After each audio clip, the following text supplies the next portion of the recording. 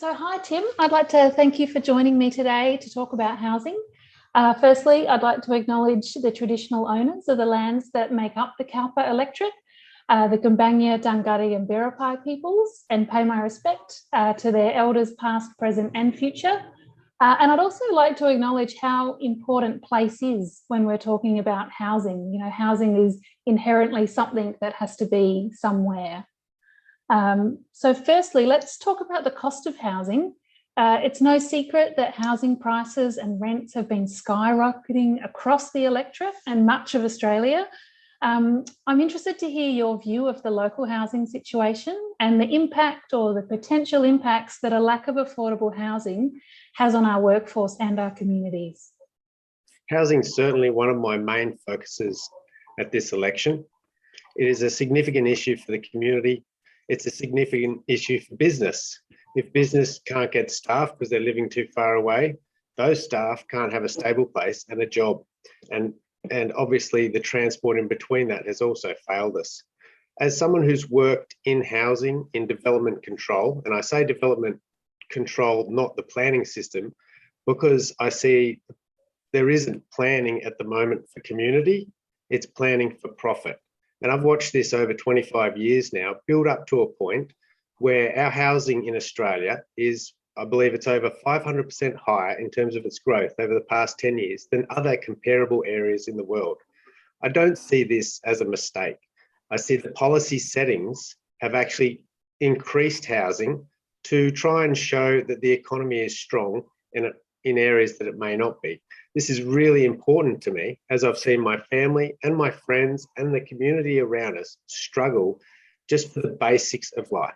As I said, without a house, you can't look after yourself in terms of getting ready for a job. You can't look after yourself in terms of your health. All of these things are closely intertwined together.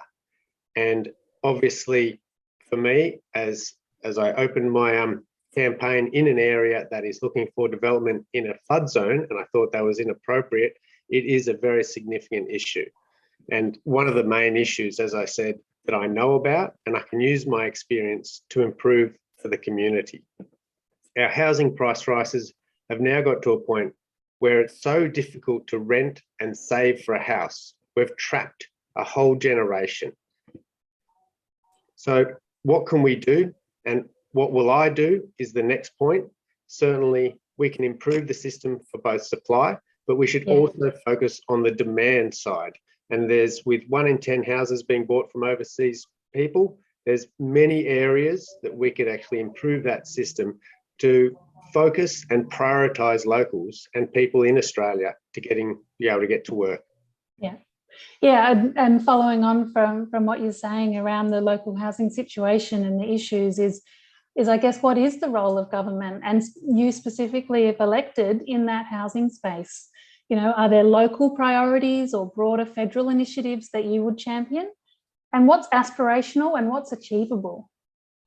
As the federal candidate, I need to focus on the federal issues. Certainly the state government has failed us in regards to planning for transport and life and community.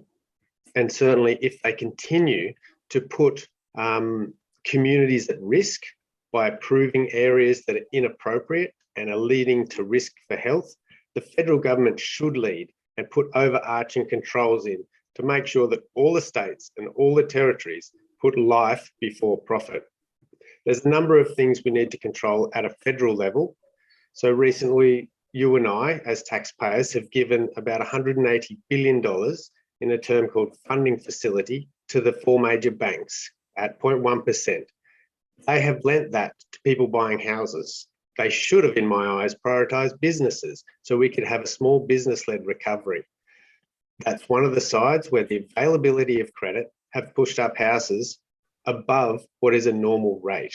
So certainly overarching leadership, and I mean courageous leadership, is important. One of the reasons why I'm part of the Greens is we don't accept corporate donations. So we don't need to feather the nest in regards to donations coming in to MPs and politicians, and then decisions for policy seemingly prioritising those donors with financial benefits. We need to cut that out of the system so we can decide for people, so we can decide that someone in a community can stay in that community so they can have the benefits for housing. One of the main things I've been talking about in this area, where there's a lot of young people, is that they can't live near their parents because they've had to move out. They've had to rent further away and they've had to move away and they can't afford a house. Therefore, they're dealing with childcare costs as well. So the rising cost of living is increasing the risk and the stress of these people just to live their lives. So moving on to climate change, we're no strangers to intense weather events in Cowper. We've had droughts, bushfires, floods and storms. Thankfully, we didn't experience the level of devastation that Lismore recently did with the 2 successive floods. But there are some big questions raised and the role of government in dealing with these issues. How do we deal with housing and climate change? And how do we ensure that it isn't the groups who are already vulnerable facing the biggest impacts and risks? We certainly dodged a bullet with the last rain event. I was down on the highway just near me where it was just about to go under and the rain stopped. Happened to be a low tide at the time.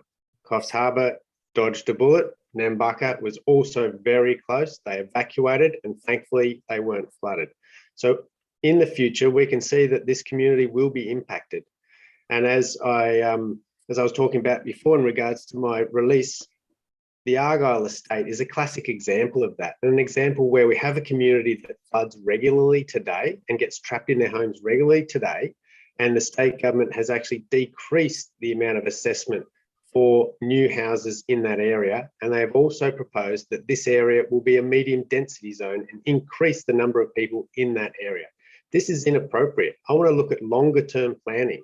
Why can't we think about satellite cities? Why can't we think about other areas where we can develop, where there are opportunities to have medium, high and low density housing for the community and start looking at that now? We know the climate's changing. We can see there are risks there. Surely a conservative approach would be better than the high risk strategy currently. Excuse me. So one of my focuses is to increase the number of areas that we could potentially put units that are not in these risk zones.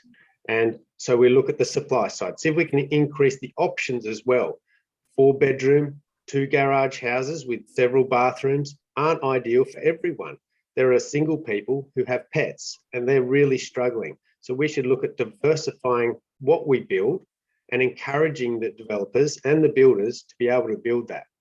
I personally have just trained myself up to be a licensed builder. And so I'm well aware of the limitations in building houses, as well as the limitations for the basic system. We need to review our system, that if it currently forces some people to put gas into their house, and gas may not be appropriate in the future. It forces some people to have dark roofs, and yet these things are just increasing the temperature in our residential areas. So let's look at better options. Let's actually try and cut out corporate influence, and let's look at housing for life. We've also got short-term accommodation to deal with. We've got money laundering in our system. And as I said, we have overseas buyers impacting on us. These are levers that we can pull, even if it's in the short term, to provide housing for locals. As you may know from our work, the Housing Matters Action Group is focused on unlocking innovative local solutions while also advocating for broader system changes. Is there anything that you see as a key project, concept or policy that would make a big difference in the housing space that you'd like to mention as we finish up? Well, the housing first policy and priority means trying to get people into a house before we deal with all the other issues. So when we look at homelessness, we should look at that approach. That's something I've been proactive about in the community. But as I was just saying before, if we have climate risks risking us today and they're going to increase in the future, and we've currently, for Coffs Harbour, let's say, put all of our infrastructure in the risk zone, we need to look at moving that infrastructure. Lismore not only got hit in the residential area, but then they couldn't fix their cars because all the industrial area was also damaged, or most of it was. And so the parts weren't there and the services weren't there. So surely not only do we need an improved emergency response system for humans, for pets and livelihoods that get impacted by changes in climate, but also let's look further ahead than that. why can't we, as I said, look at another city or another growth area instead of just sprawling from where we are currently into areas that may not be appropriate? I certainly would like to champion the idea of cities that are climate resilient and that are focused on housing first. And included in that is very good transport and varied transport as well. Because currently we're completely dependent on the car and on oil. And I see that as a risk to our community and our jobs' future. Certainly as part of the Greens, it's been fantastic to see and talk to a lot of people with knowledge, and then combine my knowledge of growing up in a housing commission area myself, as well as dealing with housing in my job and now building houses in my future career, as I see it. I have the experience to combine with these other people to see if we can come up with innovative solutions, such as the design and place set that has been put forward originally was quite good, but has been modified. So the legislation opportunities are there. They've just been guided in the wrong direction by what I see as business impact. So I'm excited about a future where we can provide houses for people, where we can provide houses for not only people who are rich and the middle class, but other people who may be in a situation where they're not working currently. We all go through life stages, and we need to supply housing for everyone in every life stage. Thank you. Thanks. Well, thanks, Tim, for your time today and your willingness to talk housing. I'm sure we could talk much longer about any of the topics that we covered today. All the best with the campaign, and it certainly is an intense 6 weeks. Thanks. Appreciate it. Thanks for that, Em.